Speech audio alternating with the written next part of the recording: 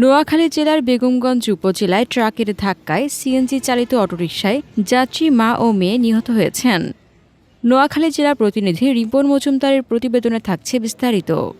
শুক্রবার রাত ৮টা ৩০ দিকে চৌমোহনী লক্ষ্মীপুর আঞ্চলিক মহাসড়কের আমিনবাজার এলাকায় এ দুর্ঘটনা ঘটে। নিহতরা হলেন লক্ষ্মীপুর জেলার দেওপাড়া গ্রামের আব্দুর রহমানের স্ত্রী জমিলা সুলতানা ইনু ও তার ২ বছরের কন্যা ফাতেমা আক্তার। পুলিশ ও স্থানীয় সূত্রে জানা যায়, চন্দ্রগঞ্জ থেকে চৌমোহনী যাওয়ার পথে যাত্রীবাহী সিএনজি অটোরিকশাটি আমিনবাজার এলাকায় পৌঁছালে বিপরীত দিক থেকে আসা একটি দ্রুতগামী ট্রাক সেটিকে ধাক্কা দেয়। এতে ঘটনাস্থলে জামিলা সুলতানা ও তার কন্যা ফাতেমার মৃত্যু হয়। এ ঘটনায় সিএনজি চালকসহ আরও ২ জন আহত হন। দুর্ঘটনার পরপরই ট্রাকটি পালিয়ে যায়। বেগমগঞ্জ উপজেলা স্বাস্থ্য কর্মকর্তা ডাক্তার অসীম কুমার দাস জানান, আহতদের উদ্ধার করে হাসপাতালে আনার আগেই মা ও মেয়ের মৃত্যু হয়। মরদেহ দুটি বর্তমানে হাসপাতাল মর্গে রাখা হয়েছে।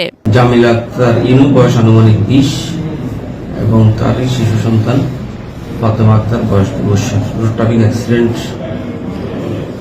আমিনবাজার রোড ট্রাফিক অ্যাক্সিডেন্টে উপজেলা স্বাস্থ্য কমপ্লেক্স বিভাগে আসেন এবং আমার ডিউটি ডক্টর যিনি আছেন উনি রোগীকে এক্সামিনেশন করে উনি মৃত অবস্থায় পান।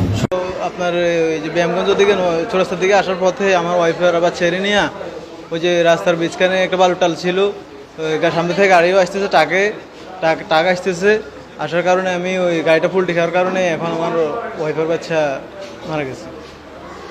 বেগমগঞ্জ থানার ভারপ্রাপ্ত কর্মকর্তা লিটন দেওয়ান জানান, পুলিশ ঘটনাস্থল পরিদর্শন করেছে। এ ঘটনায় হাইওয়ে পুলিশ আইনি ব্যবস্থা গ্রহণের প্রস্তুতি নিচ্ছে। ঘটনার পর এলাকায় শোকের ছায়া নেমে এসেছে। স্থানীয়রা দ্রুতগতির যানবাহনের বিরুদ্ধে কঠোর ব্যবস্থা নেওয়ার দাবি জানিয়েছেন। হাসনাতুজ্জাহান হিমু, দৈনিক খোলা চোখ। আপনার স্বপ্নের যাত্রা হোক ফ্লাই ইনফিনিটির সাথে।